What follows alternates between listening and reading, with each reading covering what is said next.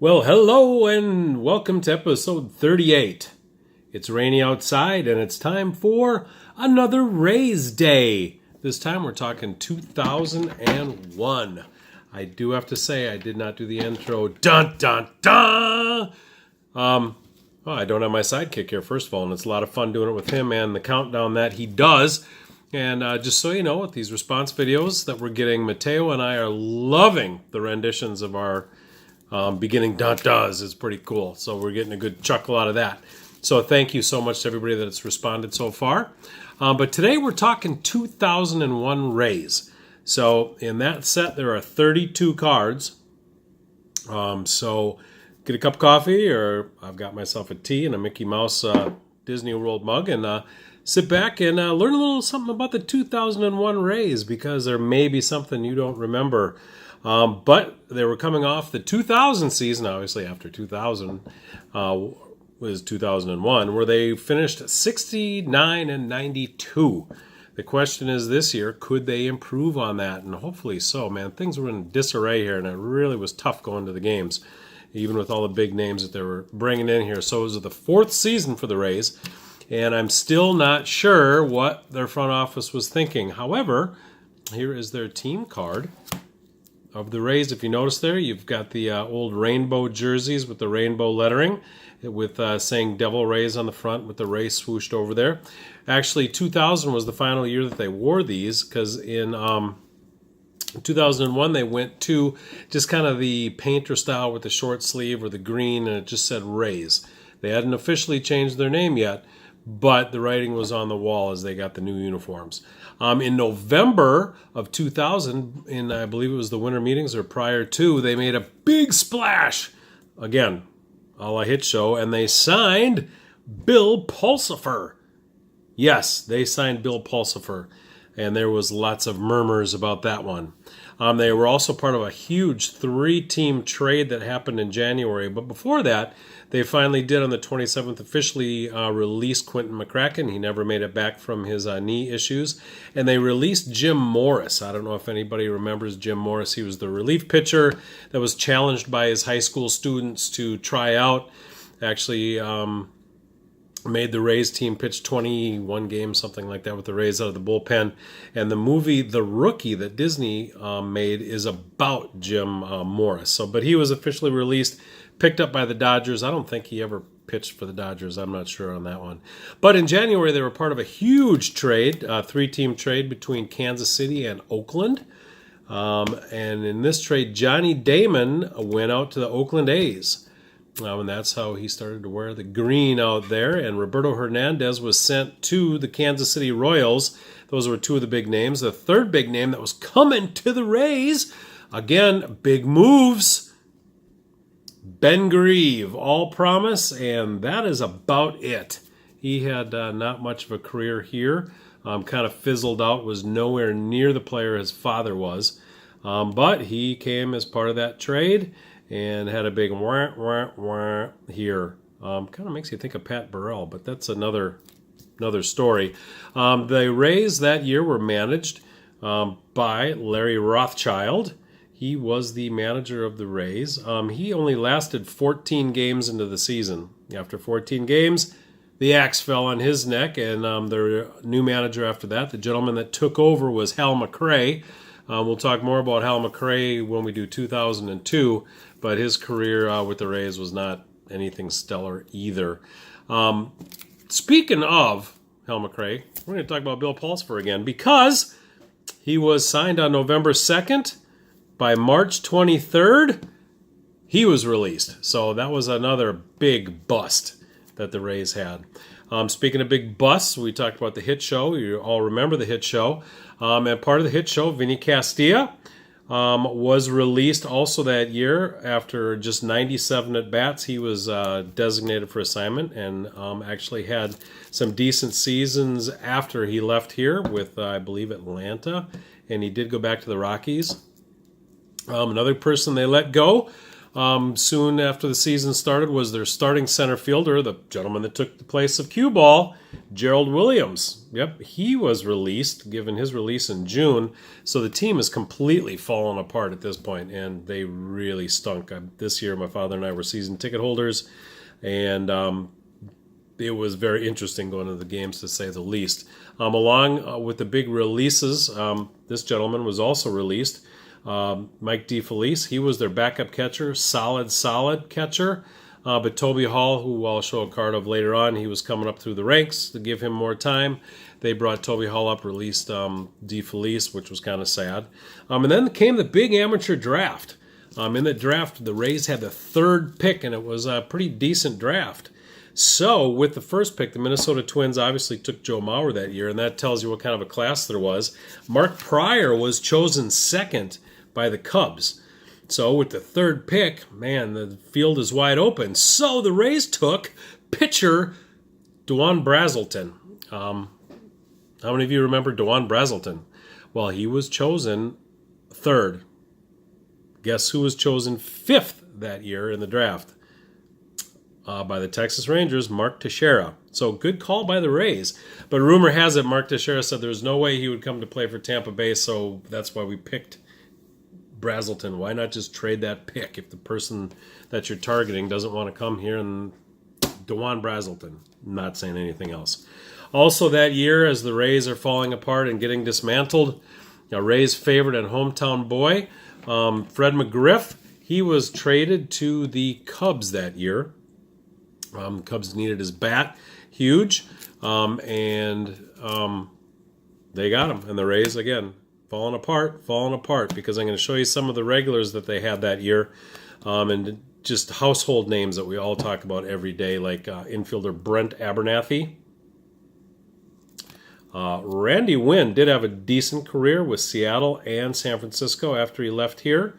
We had Jared Sandberg, who is a manager, or was a manager in the Rays minor leagues, and I believe he picked up with the Mariners now as a bench coach or something with their minor leagues. And also, we have Aubrey Huff, who had a decent career here, but this is his prospects card. He was called up, played some that year, along with the gentleman I had mentioned, Toby Hall, pictured here. And I remember sitting in the right field bleachers with my father that year when he came up after we let go of Mike DeFelice, and I was actually excited, saying that's going to be the next the first Rays superstar that we brought up through the ranks, and that didn't work out too well. And he went out to the Dodgers for a tad and played over there. Also, a regular here that year before he left was Greg Vaughn. Got to say, what a professional, because this star plugged away day in and day out, playing for some very, very horrid teams while he was here. And also, on the tip of your tongue, I knew you were going to bring this gentleman up, Jason Tyner. I kind of hear you clapping right now. On top of that, some of the other Rays regulars, we had Steve Cox, who was our first baseman, after Fred McGriff left. He played some first this year and the next year, and then his contract was sold to a Japanese team. And then our opening day starter, still in the rotation, Wilson Alvarez, for $9 million this year, did not pitch one inning.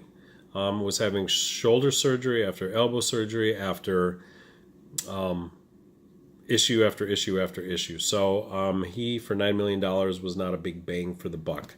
But solid sharing time at catcher. We have Mr. John Flaherty. He was a decent backstop from the time he came here till he left for the Yankees. And again, he just showed up every day like a workman and rolled up his sleeves and went to work. We also had Jose Guillen in the outfield. Lots of promise in this guy. Went on to bigger and better things. He only played 41 games for the Rays in 2001. But he did go on and have like a 14-year career, which was awesome. One of my favorite Rays of all time still was a bullpen guy by the name of Esteban Yan. He actually, his first major league at bat, hit a home run. And for a pitcher, that's extremely awesome. He has played all over the world, I believe in Japan and Korea, was bouncing around in Mexico into his early 40s, I believe. Actually, I think he ended his playing career in a independent league, the same league that the Long Island Ducks play in, if I remember correctly. We also had, and this is yet another card for a player that never played for us. I believe this is his third one for the Rays. Josh Hamilton.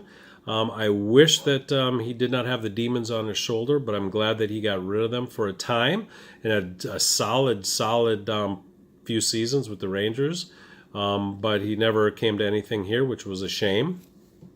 And then also another Josh Hamilton showing on this prospects card. Right there, Mr. Josh Hamilton. And we got from the Houston Astros,